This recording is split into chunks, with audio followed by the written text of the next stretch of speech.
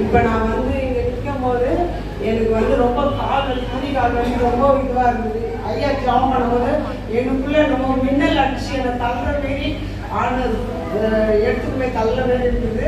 இப்போ எனக்கு அந்த கால் வலி சுத்தமாக இல்லை, நான் உட்கார விட முடியாமல் இருந்தேன். அது வந்து எனக்கு கிட்டத்தட்ட ஒரு வருஷமா எங்கேருந்து வரீங்க? தங்கையார்பேட்டை.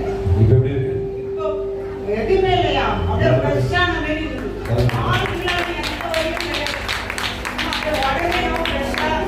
பெரிய மகிமை ஆண்டவரை பயங்கர நான் செலாக்கள் பார்க்கும்போது பயங்கர யார் சொல்லி வரீங்க? என் தங்கச்சி தான் கூப்பிட்டாங்க. அப்படிங்களா? சரி. வேற ஏதாச்சும்